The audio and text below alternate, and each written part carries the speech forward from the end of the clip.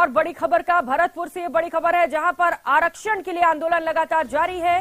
सैनी समाज का आरक्षण के लिए आंदोलन तेज हो चला है। 12% आरक्षण की मांग को लेकर आंदोलन किया जा रहा है। सैनी समाज के लोगों ने नेशनल हाईवे को जाम कर रखा है। आज फिर से आंदोलनकारियों के प्रतिनिधि मंडल और प्रशासन के साथ वार्ता संभव है, तो वहीं इंटरनेट की पाबंदी का समय भी बढ़ा दिया गया है। तस्वीरें आपको दिखा रहे हैं।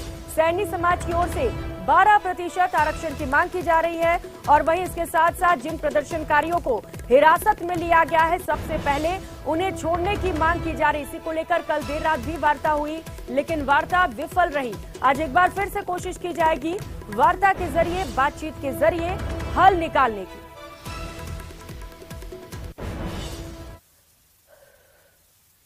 मांग को लेकर आंदोलन कर रहे हैं और नेशनल हाईवे को जाम करके बैठे हुए हैं। आप देख सकते हैं नेशनल हाईवे पर इस वक्त भारी संख्या में पुलिस बल तैनात है और दोनों तरफ आंदोलन के जो स्थल है उसके दोनों तरफ भारी संख्या में पुलिस बल तैनात किया गया है। आंदोलनकारी जो वो हैं वहां से थोड़ी दूर पर जो है बैठे हुए हैं और रोड को जो है पत्थर डाल करके, झाड़ी डाल करके ब्लॉक किया हुआ है। पुलिस के अधिकारी यहाँ पर बैठे हुए हैं, लगातार पूरे मामले पर जो है नजर बनाए हुए हैं। किसी भी तरह से किसी भी प्रकार की जो व्यवस्था है, सुरक्षा व्यवस्था, वो ना बिगड़े, उसको लेकर के ये पुलिस बल तैनात किया गया है। प्रशासनिक अधिकारी लगातार आंदोलनकारियों का जो प्रतिनिधि मंडल है उससे बातचीत की जो कोशिश है वो कर रहे हैं और लग रहा है कि कोई सकारात्मक पहल जो है इस गतिरोध को समाप्त करने के लिए निकाली जा सकती है। कल देर रात को भी प्रशासन के साथ जो आंदोलनकारियों का प्रतिनिधि मंडल था उसके साथ बैठक हुई थी, लेकिन शाम को जो है कोई नतीजा सामने नहीं आया था। बैठक जो वार्ता थी वो विफल रही थी और सामने ठीक देख सकते हैं आप, हाईवे जो है वो ब्लॉक है।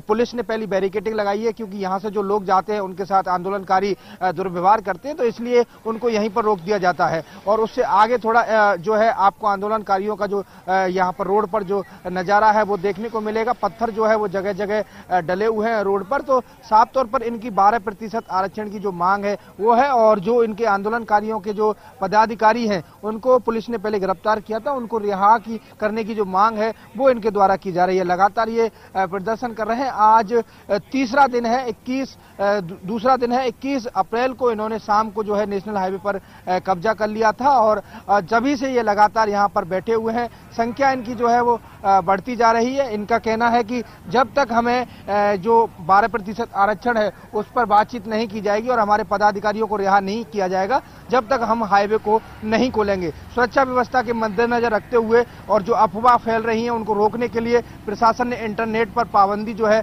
वो बढ़ाई है और आज रात 12 बजे तक इंटरनेट को जो है बंद किया गया है। चारों तरफ जो है आंदोलन के स्थल के चारों तरफ पुलिस बल भारी संख्या में तैनात है। रूट को डाइवर्ट किया है और लगातार जिला कलेक्टर आलोक रंजन द्वारा अपील की जा रही है कि आप आइए, बैठकर के जो बातचीत का हल है वो निकाला जाएगा। हाईवे जाम करना कोई समस्या का समाधान नहीं है। अब देखना ये होगा कि कब तक इनकी जो बातचीत है वो नहीं बन पाती है और क्या इनका जो आगे का रुख है वो रहता है। कैमरा पर्सन भवानी के साथ दीपक पुरी, न्यूज 18 भरतपुर। और भरतपुर से सहयोगी दीपक पुरी इस वक्त सीधे हमारे साथ जुड़ चुके हैं। दीपक, सैनी समाज का गुस्सा कम नहीं हो रहा है, भीड़ भी लगातार बढ़ती चली जा रही है। अभी क्या माहौल है वहां पर, क्या स्थिति देख पा रहे हैं आप?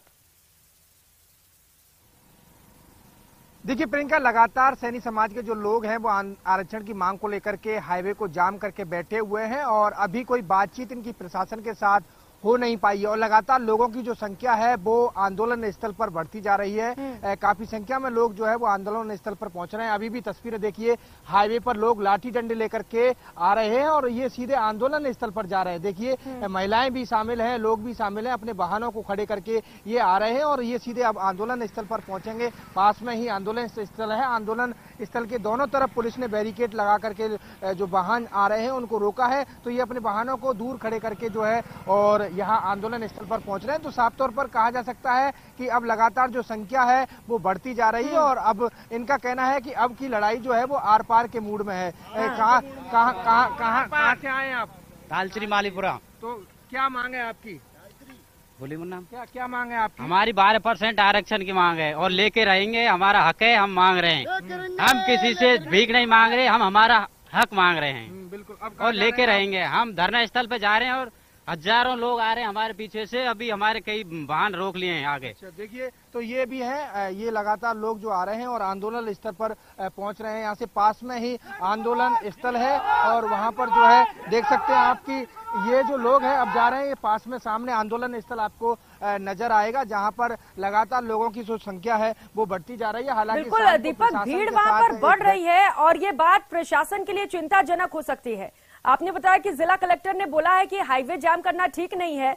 अब बैठिए, बातचीत करिए, इस मसले पर हल निकालने की कोशिश की जाएगी। बातचीत के लिए तैयार हो रहे हैं ये सभी। देखिए प्रियंका, बातचीत की बात की जाए तो इस आंदोलन में जो है अलग अलग गुट जो है वो बढ़ चुके हैं। कोई जो गुट है वह प्रशासन से बातचीत के लिए जाता है, प्रशासन के साथ बातचीत होती है और वो जब बातचीत करके वापस आंदोलनकारियों के बीच आता है तो आंदोलनकारी उसकी बात को मानते नहीं है। और यही जो है वो पेच फंसा हुआ है, यही संकट प्रशासन के सामने सबसे बड़ा है कि आखिर बातचीत की जाए तो किससे की जाए, क्योंकि यहाँ पर जो भीड़ है, अब भीड़ से तो प्रशासन बातचीत कर नहीं सकता, क्योंकि इसका आंदोलन का जो पूरे नेतृत्व कर रहे थे संयोजक मुरारी लाल सैनी, उनको 2 दिन पहले पुलिस ने गिरफ्तार कर लिया था, तो वो अभी जेल में है, तो उनसे बातचीत हो नहीं सकती। पहली मांग है कि उनको रिहा किया जाए, वो आंदोलन स्थल पर पहुंचेंगे, उसके बाद जो आगे की बातचीत है वो की जाएगी। लेकिन लिहाज अब साफ तौर पर यहाँ पर दिख रहा है कि आखिर प्रशासन बात करे तो किससे करे। जो गुट है, जो प्रतिनिधि मंडल है, उससे प्रशासन बातचीत करता है, लगातार 2 दिन से बातचीत कर रहा है, लेकिन वो जब प्रशासन से बातचीत करके आंदोलनकारियों के बीच में पहुंचते हैं तो आंदोलनकारी उनकी बात को मानते नहीं है। ये जो बड़ा संकट है पुलिस के सामने बना हुआ है। हालांकि पुलिस और प्रशासन पूरी तरह मुस्तैद है, पुलिस द्वारा ड्रोन से निगरानी की जा रही है और वीडियोग्राफी पूरी जो है वो कराई जा रही है। हाईवे जो है, हाईवे पर आपको लोग ही लोग नजर आएंगे और लगातार जो संख्या है वो बढ़ती जा रही है। पत्थर और झाड़ियां डाल करके हाईवे को ब्लॉक किया हुआ है। उधर जयपुर की तरफ से आएंगे तो करीब 2 किलोमीटर से ही जो है हाईवे ब्लॉक है और इधर भरतपुर की तरफ से जाएंगे तो 2 किलोमीटर, यानी कि 4 किलोमीटर का जो दायरा है उस पर सैनी समाज के लोगों का कब्जा है। हालांकि रूट प्रशासन ने डाइवर्ट किया है, किसी को परेशानी ना हो इसको लेकर के रूट को जो है डाइवर्ट किया गया है और जगह जगह पुलिसकर्मी तैनात किए गए हैं, यानी कि कोई हिंसक ऐसी परिस्थिति ना हो जिससे मतलब लोग बागों को परेशानी हो, यहाँ के जो आसपास के लोग हैं उनको परेशानी हो, इस तरह कोई हिंसक परिस्थिति ना हो, उसको मद्देनजर रखते हुए यहाँ पर पुलिस बल तैनात किया गया है और इंटरनेट पर भी पाबंदी लगाई गई है। आज रात 12 बजे तक जो है इंटरनेट बंद किया गया है और सबसे बड़ी बात यह है प्रियंका कि इंटरनेट सीमा की जो पाबंदी की समय अवधि है उसे बढ़ाया भी जा सकता है, क्योंकि लगातार अफवाहों का जो दौर है वो सोशल मीडिया के जरिए चल रहा था और इसी को जो है ध्यान में रखते हुए संभागीय आयुक्त ने इंटरनेट पर पाबंदी लगाई थी और इसे अब बढ़ाया भी जा सकता है। जिला कलेक्टर आलोक रंजन है, उनसे भी हमारी बात हुई तो उनका कहना है कि हम बातचीत के लिए तैयार है, लेकिन यहाँ का जो डेलीगेशन है वो बातचीत के लिए पहुंचता है। जिला कलेक्टर बातचीत के लिए तैयार है, लेकिन दिक्कत तो ये है ना, जैसा आप बता रहे हैं कि प्रदर्शनकारी कई गुट में बटे हुए हैं और अगर इस तरीके से गुट में बटे रहेंगे तो बातचीत कैसे होगी, हल कैसे निकलेगा। आप कह रहे हैं वार्ता करके लोग पहुंच रहे हैं, प्रदर्शनकारी बात ही नहीं मान रहे हैं और हाईवे जाम कर रखा है। कम से कम इन्हें सोचना चाहिए कि एक प्रतिनिधि बनाए जो बातचीत करे और उसकी बात को सुना जाए। लोगों की दिक्कतें तो बढ़ गई है इस प्रदर्शन के चलते। देखिए बिल्कुल लोगों की मुश्किलें बढ़ी हैं, लोगों को कड़ी परेशानी का सामना करना पड़ रहा है, कई किलोमीटर घूम करके जो है जाना पड़ रहा है और आसपास के यहाँ के जो लोग हैं उन्हें भी परेशान होना पड़ रहा है, क्योंकि हाईवे जाम है, हाईवे पर ये लोग बैठे हुए हैं और यहाँ इनका कोई डेलीगेशन जो मजबूत डेलीगेशन होना चाहिए प्रशासन से बातचीत करने के लिए वो नहीं है। यहाँ पर 2-3 लोग थे जिन्होंने प्रशासन से बातचीत की, संभागीय आयुक्त कार्यालय में बैठक हुई थी, जब वो लोग यहाँ पर आए थे तो उनकी बात आंदोलनकारियों ने नहीं मानी और अपना जो आंदोलन है वो सुचारू रखा। और यही देखने को मिल रहा है कि आखिर बातचीत जो है वो किससे की जाए। बातचीत करनी है तो सिर्फ मुरारी लाल सैनी से होंगी, लेकिन वो जेल में बंद है। अब इनकी मांग है कि पहले मुरारी लाल सैनी को रिहा करो, उसके बाद वो आंदोलन स्थल पर आएंगे, उसके बाद आगे की जो रणनीति है वो तय की जाएगी। तो साफ तौर पर जाहिर है प्रियंका की ये आंदोलन जो है वो लंबा खिंच सकता है, क्योंकि इनके पास देखिए टेंट की व्यवस्था है, खाने पीने की व्यवस्था है, पानी की व्यवस्था है, वो लगातार सुचारू है, क्योंकि आसपास के जो सैनी समाज के जो लोग हैं, गांव हैं सैनी समाज के, वो यहाँ पर व्यवस्थाएं कर रहे हैं। और एक बार तेज हवा आई थी तो टेंट जो है इनका उड़ गया था, लेकिन दोबारा से जो टेंट है वो लगाया गया। आप ठीक सामने देखिए जो टेंट है उस टेंट में लोग बैठे हुए हैं और दूर दूर से जो लोग आ रहे हैं वो अभी धरना स्थल पर पहुंच रहे हैं। ये तस्वीर बिल्कुल दीपक, यानी कि एक लंबे प्रदर्शन की तैयारी कर यहाँ पर प्रदर्शनकारी पहुंचे हैं, लेकिन अब सवाल यह है कि अगर मुरारी लाल सैनी को नहीं छोड़ा जाता है तो क्या प्रदर्शनकारियों की ओर से एक मूड बनाया जा रहा है, कम से कम एक प्रतिनिधि बनाए, ऐसे व्यक्ति को चुने जिनकी बात सभी सुने, इसे लेकर कोई रणनीति बनाई जा रही है? देखिए इससे लेकर के अभी कोई रणनीति नहीं बनी है। यहाँ आंदोलन में एक महिला है अंजलि सैनी, जो मतलब यहाँ का जो पूरा नेतृत्व कर रही है फिलहाल मुरारी लाल सैनी के बाद। तो उन्होंने शाम को जिला कलेक्टर से बातचीत की थी, लेकिन कोई सकारात्मक रुख उनका नहीं देखने को मिला था। उनका कहना था कि पहले मुरारीलाल सैनी को रिहा किया जाए और उनके जो अन्य साथी हैं उनको रिहा किया जाए, वो हमारे बीच आंदोलन स्थल पर पहुंचेंगे, उसके बाद आगे की जो रणनीति है वो तय की जाएगी कि आंदोलन स्थगित करना है या फिर आगे जारी रखना है, क्या करना है, ये तो वो मुरारीलाल सैनी ही जो है वो डिसाइड करेंगे। लेकिन प्रशासन का कहना है कि प्रशासन कहीं ना कहीं देखिए इनसे बातचीत करने की कोशिश कर रहा है और प्रशासन चाहता है कि ये बातचीत जो कमेंटमेंट है हो जाएगी, सैनी मुरारीलाल सैनी को रिहा किया जा रहा है। लेकिन यानी कि कुल मिलाकर अभी घड़ी की सुई मुरारीलाल सैनी पर आकर अटकी हुई है और जब तक उन्हें रिहा नहीं किया जाता आगे कोई भी बात नहीं की जाएगी। आप नजर बनाए रखिएगा। दीपक, बहुत शुक्रिया फिलहाल आपका इन तमाम जानकारियों के लिए। रुक कर लेते अगली खबर का। जयपुर से बड़ी खबर सामने आ रही है। ऊर्जा विभाग के कार्मिकों का धरना शुरू हो गया है। इंटर डिस्कॉम तबादला नीति बनाए जाने को लेकर धरना दिया जा रहा है। गांधीनगर विधायक आवास नगर में ये धरना प्रदर्शन किया जा रहा है, जिसकी तस्वीरें इस वक्त आप देख पा रहे हैं। अनिश्चितकालीन धरना प्रदर्शन पर बिजली विभाग के कार्मिक बैठे हुए हैं। पिछले 6 दिन से लगातार यहां पर धरना चल रहा है। इंटर डिस्कॉम संघर्ष समिति के बैनर तले लगातार धरना प्रदर्शन जारी है। पिछले 6 दिनों से ये प्रदर्शन चल रहा है।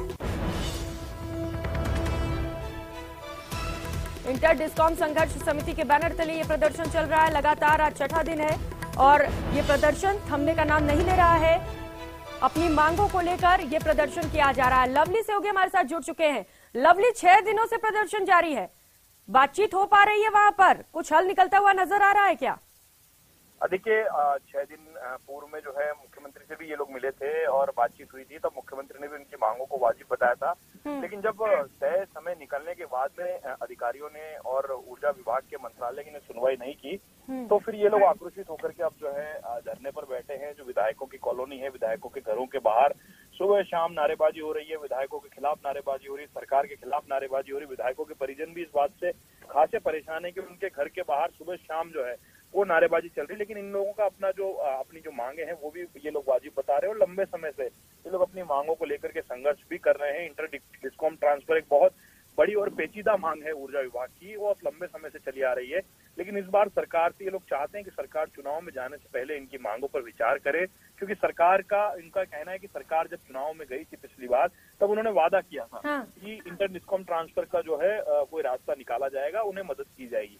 लेकिन अभी तक कोई रास्ता नहीं निकला, जिससे खफा होकर के लोग। लेकिन लवली, सरकार ने ट्रांसफर का वादा भी किया था और सरकार कह रही है कि जो मांग है वो वाजिब है, तो अब तक उनकी मांगे पूरी क्यों नहीं हुई? किसी से बात हो पाई आपकी, किसी जिम्मेदार से? देखिए, ऊर्जा सचिव का कहना है कि इस पूरे मामले को लेकर के उन्होंने जानकारी जो है आला अधिकारियों से ली है और अगर संभव हो सकेगा ट्रांसफर किसी लेवल पर तो वो बात करेंगे। लेकिन फिलहाल राजस्थान में तबादलों पर बैन है, तो ऐसे में एक नीति जो है वो इंटर डिस्कॉम को लेकर के नीति बनाई जानी है। इस नीति को बनाने की मांग को लेकर के ही ये लोग प्रदर्शन कर रहे हैं और नीति बनाने को लेकर के अधिकारियों का कहना है कि जब तक सीएम से या मुख्यमंत्री स्तर से निर्देश नहीं मिलेंगे तब तक नीति पर काम शुरू नहीं हो सकेगा। तो फिलहाल सरकार से डायरेक्शंस का इंतजार है ऊर्जा विभाग के अधिकारियों को। वहां से कोई डायरेक्शन मिलेंगे तो बातचीत होगी, नीति बनाई जाएगी, उस पर काम होगा।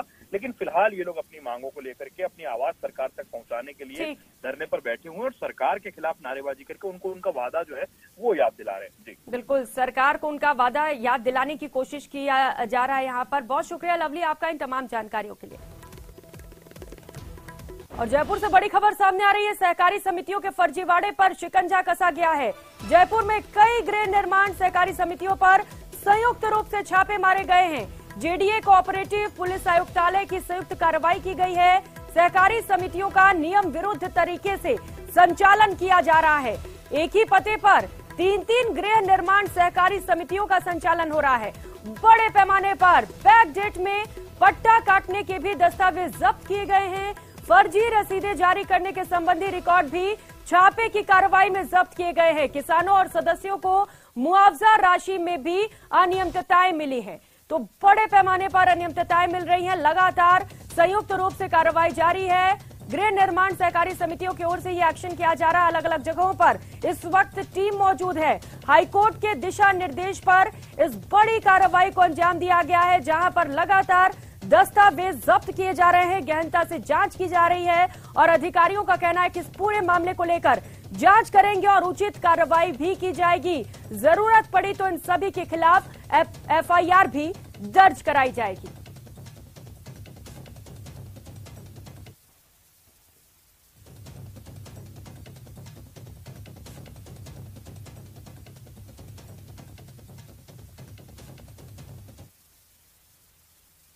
के नाम पर दुकान खोलकर सदस्यों और सरकार को चूना लगाने वालों के खिलाफ आज एक संयुक्त ऑपरेशन शुरू हुआ है। जयपुर पुलिस आयुक्तालय और जेडीए कोऑपरेटिव डिपार्टमेंट ने छापे की बड़ी कार्रवाई शुरू की है। ये छापे की ये कार्रवाई उन गृह निर्माण सहकारी समितियों के ठिकानों पर है जिन्होंने बैकडेट में पट्टा जारी करने का खेल किया हो या जो सदस्यों के लिए मुआवजा राशि जारी करने की बात है उसमें कहीं ना कहीं धांधली करने की बात है। ऐसी तमाम अनियमितताओं को लेकर के आज कोऑपरेटिव डिपार्टमेंट ने छापे की ये कार्रवाई शुरू की है। छापे की कार्रवाई गृह निर्माण सहकारी समितियों के जो कार्यालय हैं वहां पर की जा रही है। इस वक्त हम जो गांधीनगर में खड़े हैं, यहां पर जो छापे की कार्रवाई में बड़े पैमाने पर अनियमितताएं सामने आई हैं। अनियमितताएं एक ठिकाने पर 3 कोऑपरेटिव जो सहकारी समितियां हैं उनका संचालन पाया गया है, जबकि हमारी जो बात हुई है अधिकारियों का कहना है कि नियमानुसार एक पते पर एक ही गृह निर्माण सहकारी समिति चलाई जा सकती है, लेकिन यहां तो हद हो गई जब 3 गृह निर्माण सहकारी समितियों का रिकॉर्ड जो है एक ही पते पर पाया गया है। जो अब कोऑपरेटिव डिपार्टमेंट और पुलिस की टीम यहां पर रिकॉर्ड जब्त कर रही हैं और बहुत बड़े पैमाने पर जो दस्तावेज मिले हैं, बहुत लंबा पुराना रिकॉर्ड मिला है। जो रिकॉर्ड अवसायन में आने के बाद सहकारिता विभाग में जमा होना चाहिए था वो गृह निर्माण सहकारी समितियों के संचालकों ने अपने तहखानों में जमा कर रखा था और मनमानी एक तरीके से पूरी इस रिकॉर्ड पर की जा रही थी। हमारे साथ यहाँ पर देशराज यादव हैं जो उप रजिस्ट्रार हैं सहकारिता विभाग के, जिनके नेतृत्व में छापे की कार्रवाई चल रही है। देशराज जी, आज जो छापे की कार्रवाई चल रही है, सहकारी समितियों का रिकॉर्ड जो मिला है, किस तरह के तथ्य सामने आए हैं, कितने ठिकाने हैं? अभी हमने सुबह से एक म्यूचुअल गृह निर्माण सहकारी समिति पे कर ली और अभी यहाँ पे कृष्णापुरी व्यावसायिक सोसाइटी के रिकॉर्ड को जब्त करने की कार्रवाई चल रही है। इनमें 2 सोसाइटियों का एक ही पते पे रिकॉर्ड और मिला है जिनको भी जब्त करने की कार्रवाई चल रही है। दूसरी जगह हमारे निरीक्षक कोऑपरेटिव के वो 2-3 अन्य ठिकानों पे अभी दबिश देके वहाँ पे उनका रिकॉर्ड जब्त कर रहे हैं। किस तरह की अनियमितताएं यहां पर पाई गई हैं? जो रिकॉर्ड आपने देखा है सोसाइटियां अवसायन में होने के बावजूद भी सहकारिता विभाग में इनका रिकॉर्ड जमा नहीं करवाया गया है। क्या कुछ नियम विरुद्ध तरीके से है और क्या कुछ एक्शन इन पर हो सकता है? ये सारी चीजें अभी जांच करने के उपरांत पता लगेगा कि बैकडेट में पलटे हैं या कौन सा रिकॉर्ड है और उसी हिसाब से हम इन पे कार्रवाई करने के लिए कोर्ट में भी हम पेश होंगे। FIR दर्ज कराने की जरूरत होगी तो वहाँ FIR दर्ज कराएंगे। ज्वाइंट ऑपरेशन में जिस तरह के जो तथ्य आएंगे उन पर अब सहकारिता विभाग और पुलिस कमिश्नरेट की टीम है विधिवत एक्शन लेंगी और जो भी अनियमितताएं की गई हैं और जो अनियमितताओं में शामिल हैं उन पर भी अब शिकंजा कसने की तैयारी शुरू हो गई है। कैमरा पर्सन अविनाश शर्मा के साथ राकेश शर्मा, न्यूज 18 राजस्थान, जयपुर। और फिलहाल यहाँ वक्त चला एक छोटे से ब्रेक का। ब्रेक के फौरन बाद आपको दिखाएंगे 5 मिनट में 25 बड़ी खबरें। बने रहिए हमारे साथ।